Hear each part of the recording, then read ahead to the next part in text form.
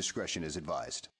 Hello, everyone, and welcome to another edition of the New to Wrestling podcast. This week is going to be a different week, guys. Kelsey is in the middle of a move. All her stuff is in boxes. They will be moved from one location to another location where they will live for an extended, significant amount of time.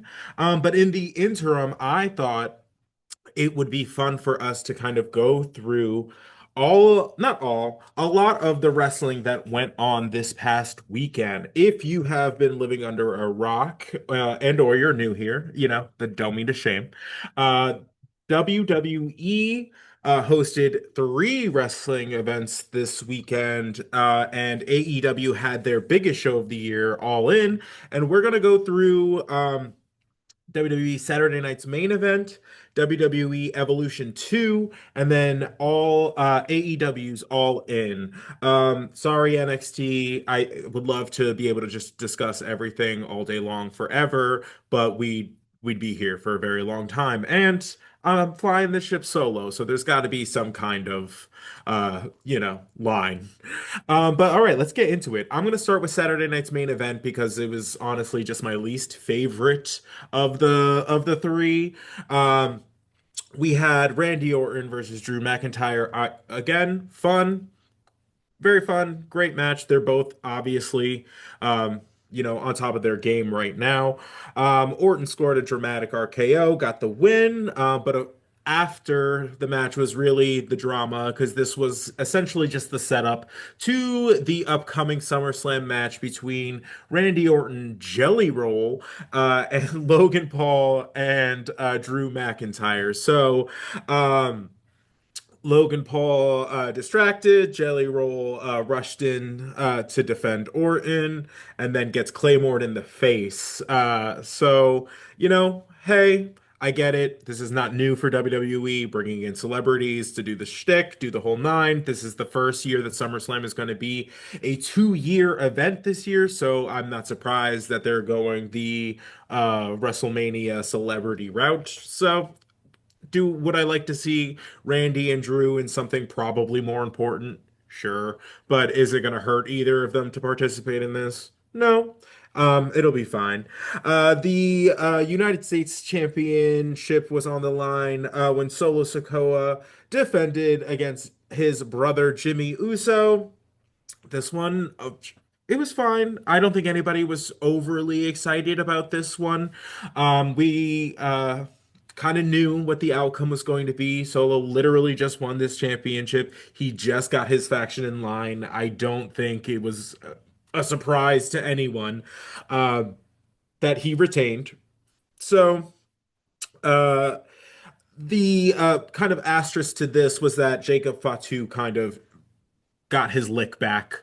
So we'll see. We'll see where this is going. I'm sure there's going to be far more feuding between Solo and Fatu. But hey,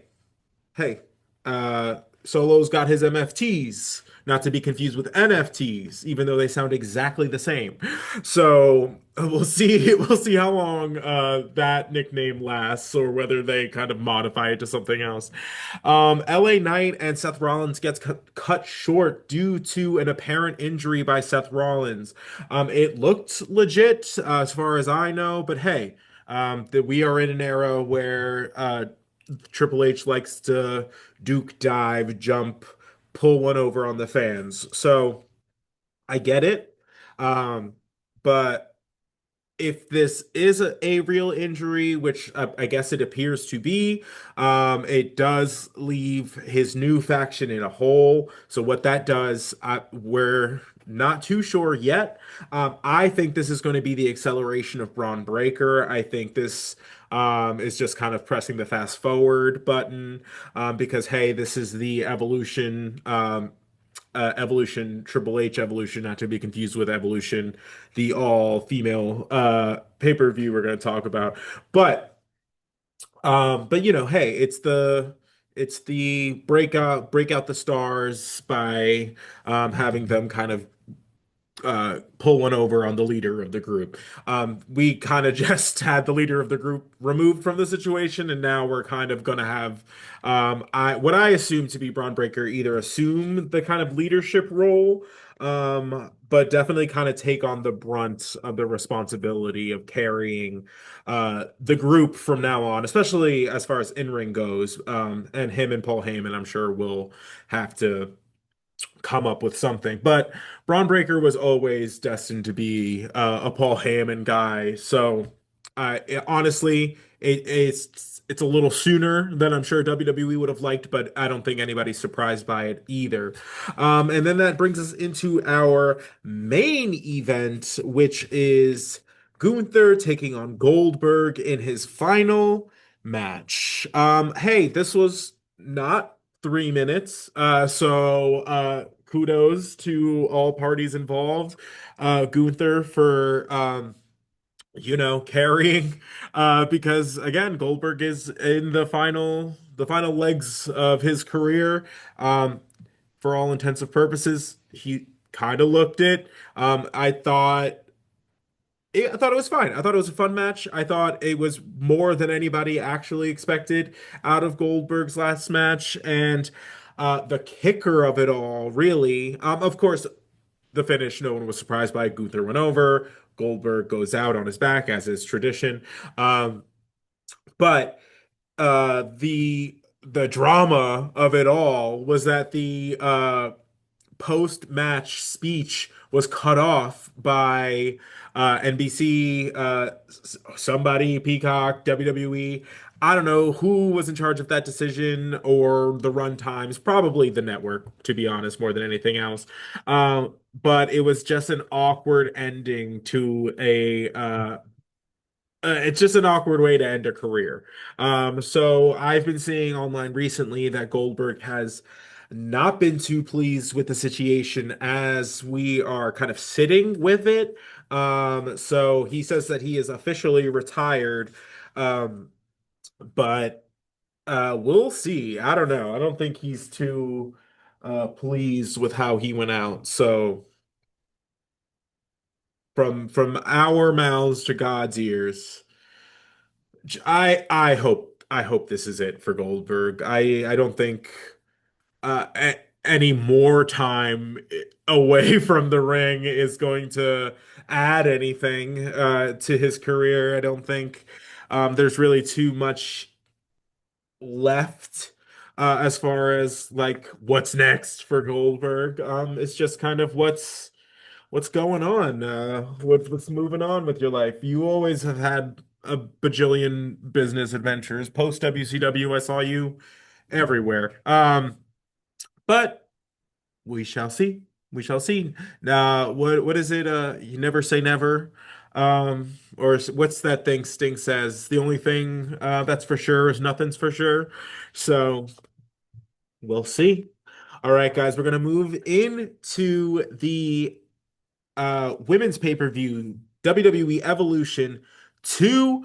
Long awaited, long overdue, underbuilt. I would love to hear some feedback as far as the build up to that. And a lot of the feedback I've been seeing is it's very much a uh, turned chicken shit into chicken salad, and I expect nothing less with the caliber of talent that was just on this card. I don't think anybody was shocked that it did not receive the build that it definitely deserved, considering it had everything. It had Hall of Famers, it had championship matches, matches of various stipulations. Like it was probably it ended up being WWE's best pay-per-view thus far, or PLE. That's what we're calling them now. But let's get into some of the matches.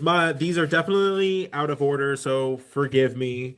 But We have the WWE Women's Tag Team titles, Raquel Rodriguez and Roxanne Perez defending against the Fatal Four Way. So that was Sol Ruka and Zarya from NXT, Charlotte and Alexa Bliss from SmackDown, and the Kabuki Warriors from Raw. Um, Great. Sol Ruka had quite a weekend for herself between the double soul snatcher on Friday and then wrestling two more matches after that. Kudos to her. I'm sure she's feeling it, but that is no easy feat. The tag team champions retained. Again, no real shocker on that one. We're still very much in the midst of the Judgment Day. Playing out this like they all have the belts, Liv is out of the picture. We kind of replaced Liv with Roxanne for all intensive purposes. Immediately setting us up for that feud down the line. But the champs retained. They also had a match on the following Monday Night Raw against the Kabuki Warriors where they ended up on top. So we're getting this kind of, you know, uh unlikely friends kind of situation. Not dissimilar to Charlotte and Alexa Bliss, but just with a little more sizzle in that we know that Liv Morgan is going to have a problem with it when she comes back. The NXT Women's Championship was on the line. JC Jane defended against Jordan Grace. Of course, Jane had help from Fallon Henley, and Jasmine Nix, pulls out a sneaky win. This is the beginning of her title reign. Again, after a shock win over Stephanie Vaquer, we're very much seeing this is kind of like the prove it to me. What is JC Jane being the champion look like? And I guess we're beginning to kind of see that. It's definitely a heel champion. She's definitely leaning into the like I've been overlooked for too long. But hey, I'm here for it. Let's see where it goes. Always down for opportunity. The women's intercontinental championship match: Becky Lynch, Bayley, and Lyra Valkyria. Great, amazing, everyone.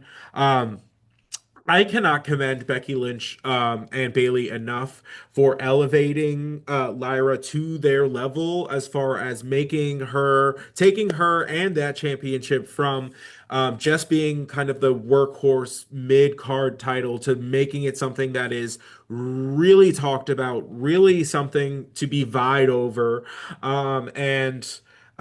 It really brought something out of Lyra as far as like the mic skills, the intensity in the ring, just kind of brought a more well-rounded aspect to her.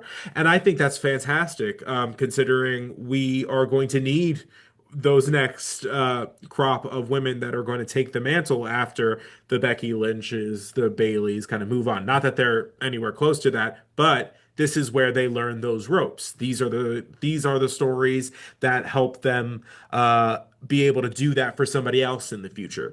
A Grand felt great, opened the show. Absolutely a good time. Big time Bex came out on top. Continuing this story, which is gonna barrel all the way to SummerSlam. Jade Cargill in the no holds barred match against Naomi. She got her lick backs. She got her time. Naomi got her face bashed in. So hey, great match, lots of fun. Keeps Jade looking strong on the way to SummerSlam. And Naomi gets hers, as we know later on this evening. We have WWE Hall of Famer Trish Stratus taking on Tiffany Stratton. And this was a lot of fun. I am always impressed that Trish Stratus today is a far better wrestler than when she retired. I will stand by that.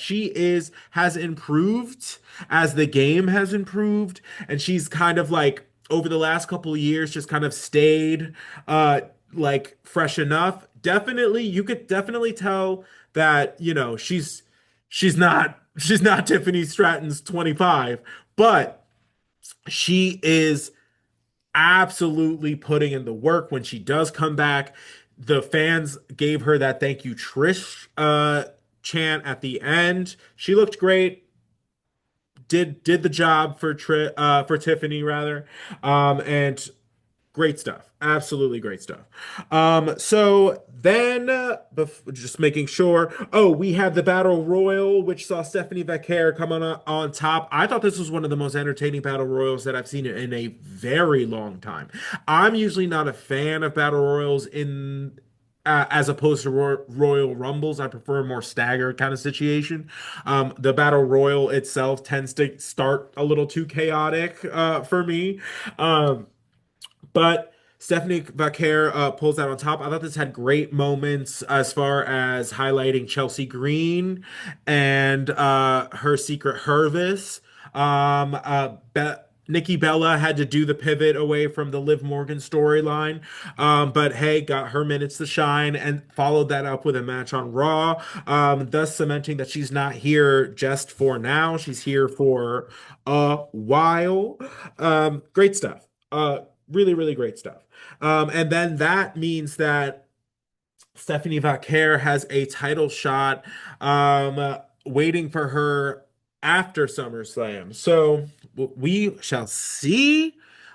She is red hot. She being Stephanie Vaquer. She's had quite the year since debuting in the WWE, and she's just been eating up every opportunity that she's gotten. So I'm excited to see where she goes. The sky's the limit. And Stephanie Vaquer, girl, you do you. Um, that takes us into our main event match between Io Sky and Rhea Ripley. Oh, guys, this was absolutely fantastic. If you have not seen this card yet, if you watch any one match from this is the one to watch. The back and forth, the reversals. Io Sky like might be the best wrestler ever. I don't know. She was just unstoppable. The story that Rhea couldn't and can't get the victory over her. I love that Rhea has a kryptonite, that Rhea has an Achilles heel, and that it is another competitor. And I love that. I love it. It makes her more human. It makes Rhea more beatable. Because the way that she's been built is just so unstoppable that you do run the risk of her being too unstoppable. And I think I love that the thing that is uh the thing that is getting the best of her is just like somebody she's just like can't get a hold of in the way that she would like to. And I love it. She just can't like handle EO the way that she handles other women on the roster. And I live for that story. I think it's great. The back and forth was absolutely amazing. The spot with the ref. Allowing for the fighting to go into the crowd. Fantastic, fantastic work all around. And then we are hit with the classic Money in the Bank payoff. This was easily the best women's Money in the Bank payoff, I think, ever. Naomi comes in. They are absolutely exhausted. You know the Money in the Bank formula. Hits that, hits the bell. She hits that split-legged moonsault, gets the victory. Oh, it's beautiful. It's beautiful stuff. Oh, and then she followed that up on Monday Night Raw with a speech where she was just basically like, "Oh, don't start cheering now. No, no, no, not now, Miss Thing. You missed your opportunity for that. You didn't feel the glow. So now you got to deal with me as the champion." Of course, that brought out Rhea, that brought out Io, and that takes us to SummerSlam, where there's going to be a triple threat match between the three. And I can't wait. I absolutely can't wait. All right, guys, let's shift gears into AEW. Let's go. This one's going to be in order. This was the world's longest pay-per-view in the history of forever. Not gonna lie. Just It was very, very long. I had to watch it in like chunks because I didn't watch it live because I was working. Um, but we're gonna get into it. First is the men's casino gauntlet match. I love this concept of the gauntlet match. I love that it kind of combines like your classic gauntlet match with a Royal Rumble. It kind of gives AEW their own Royal Rumble event. And I love that because I love the Royal Rumble. I eat that shit up. I eat that shit up. I eat that shit up. I eat that shit up. We have those moments with MJF and Mark Briscoe in that story, as well as the moments with Mystico. I thought it was great. MJF comes out on top. Uh, Lots of competitors had moments to shine in this one. Good shit. Good shit. Great, great way. We have the Trios World Title match. We have Samoa Joe, Powerhouse Hobbs, and Shibata taking on the Death Riders. This was fine. This was for all intents and purposes, just kind of fulfilled the box. I honestly didn't super need this one. This one I don't think needed to be on the card. If we were going to cut one for the sake of saving us all a little bit of time, we could have done this story on one of the TV shows, guys. We could have had Samoa Joe get hurt on Collision. All right. All right, he didn't. We didn't need to go all the way to Texas for that one. We have the tag team championship triple threat between the Hurt Syndicate, Jet Speed, and the Patriarchy, which saw the the turning of Nick Wayne on Christian Cage and the return of Cope, Edge, whatever you want to call him. He's back to reignite Edge and Christian. He does the little play on words to Christian to the go find yourself after the go fuck yourself promos between the two. I thought it was great, a lot of fun. I love the run that the Hurt Syndicate is on. Shelton Benjamin and Bobby Lashley should have been given way more love and respect in the WWE than what they were given because clearly they had more than enough juice in the tank to be doing great stuff. The women's casino gauntlet match was fantastic. I love that Athena won. I love her. I've been loving her since she was a little Ember Moon on NXT. And she deserves it. She deserves it. I think any match that she is going to be in against Toni Storm is going to be fantastic. So can't wait for that. Swerve Strickland and Will Ospreay take on the Young Bucks. If the Young Bucks lose, they lose their EVP titles. If Swerve and Will lose, then they are unable to challenge for the AEW World Championship for a year. This was great. Spot Fest 3000. Lots of fun.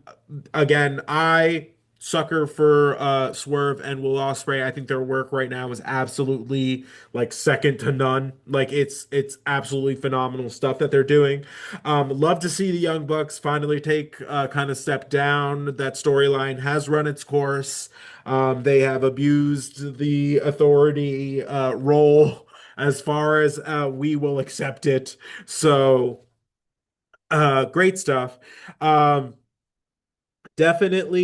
Definitely another one you want to go back and watch if you haven't seen it. There's clips all over the internet, but definitely one you want to go back to. So the TNT Championship had to be contested in a fatal four-way between Dustin Rhodes, Sammy Guevara, Daniel Garcia, and Kyle Fletcher. Because Adam Cole apparently with some health issues had to relinquish the title. So this match was great. First, I want to make note that Kyle Fletcher introduced a new theme by Hot Mulligan called the Proto theme. I love Hot Mulligan. I love Kyle Fletcher. that was a match made in heaven. I was not expecting it. I was listening to the song and I was like, this sounds like kind of familiar to me. And then they said who it was, and I was like, oh, that's why I eat this shit up. So that was great. The match itself, also great. I loved the feel good moment of seeing Dustin win.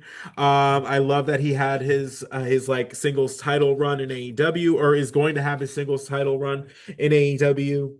So cannot wait. And then that brings us into our like triple main event.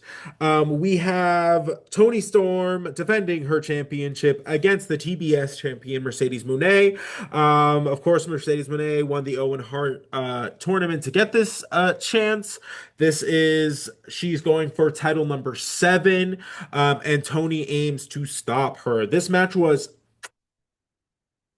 if you are just listening, I gave many a chef's kiss into the air. The match was fantastic. The match was so good, guys. It lived up to the hype as far as I'm concerned. I love that they did not give it to Mercedes yet. Why? What is the rush? Where's she going? Uh, it is timeless Toni Storm's time. Let her run this bitch because she's running it well. She has it in hand. The division is being elevated. She is making the women's division in AEW something to be discussed about. And I love that. I love that because that was the biggest gripe in AEW for a lot of fans for so long. And granted, they still have a long way to go. They still got to get that TV time. They're still scratching for the minutes. Like it's 1997. Tony Khan, hey, I'll call a spade a spade. You got to give these women some more time, please. So, um, great stuff. Phenomenal. Another one you want to go back and watch. I'm gonna watch that again. We have Kazuchika Okada and Kenny Omega vying for the unified AEW World Championship. It's a classic. It's great. I loved that it kind of saw Kenny take a, uh, just like an underdog kind of approach. Like he's coming, off of being out for so long with diverticulitis, and like it was a selling point in the match. It was That story was told well, I think. I loved the back and forth that they, of course, were inevitably going to have, but I felt like this one, as opposed to their other clashes, they weren't. It didn't feel like they were coming in on level territory, like level playing field. And that was the story that was told, and I loved that. Um, so we'll see where Okada goes from here, and what the deal is with this championship. So we'll see what happens to those two lineages and like where we go from here, but very exciting stuff. Um, and finally, we have Hangman Adam Page challenging John Moxley for the AEW Championship in a Texas death match. It was a Texas death match, guys. It was exactly what you were expecting of John Moxley and Hangman Adam Page in a Texas death match. It was bleeding within seconds. It was brutal. There was beds of nails. There was chains. Um, uh, Will Ospreay got taken out. All of the Death Riders got taken out. It saw the return of Daniel Bryan and Darby Allin, fresh off of climbing Mount Everest, came back and he said priority numero uno after crashing a car, because I did see that on the internet. Was to stop John Moxley from the fuckery that was his world title reign. Love to see it. Felt great to see it. Uh, Adam Page deserves the shit out of it. He's doing his best work. That backstage segment between him and Swerve, I thought was great. I thought the storytelling in the match was great. I loved that Swerve was the kind of final nail in the coffin to allow Hangman to win. Great stuff.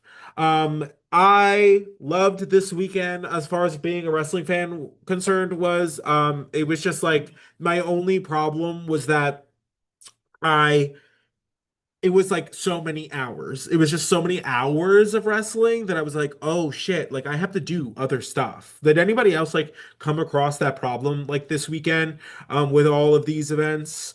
Because we didn't even go into NXT, and that's a whole other rigmarole. There was a whole other 3 hours of wrestling. In addition to all the other like independent stuff that was going on this weekend, because there was a ton of that too. For me, I just there was just wasn't enough hours in the day. I was losing sleep out here trying to keep up with all this wrestling, which is honestly the best problem to have as far as I'm concerned. Not something that I'm gonna lodge as a complaint, I guess. But okay, but ooh, before we go, I do want to make mention that we have started a book club. So if you do not follow us on our YouTube channel, make sure you do so. That is going to be youtube.com/new to wrestling podcast, all one word. Every Monday, I am going to be doing weekly breakdowns of a book that we will be covering monthly, a wrestling themed book. Obviously, this month we are starting with There's Just One Problem, True Tales from the former one-time seventh most powerful person in WWE, Brian Gewirtz. So, guys, look out for that video. It's going to come out on Monday, the 21st. So be on the lookout for that. I'm so excited. I love to read. I love wrestling. I love bringing a well-rounded wrestling education to all of you. So I hope that you join me. I hope that you enjoyed this video. I know, weird. Kelsey, we miss you. Come back. I need banter in my life, damn it. But all right. This has been another edition of the New to Wrestling podcast. Thank you for listening, subscribing, liking, commenting, all of those things. And we will catch you on the next one.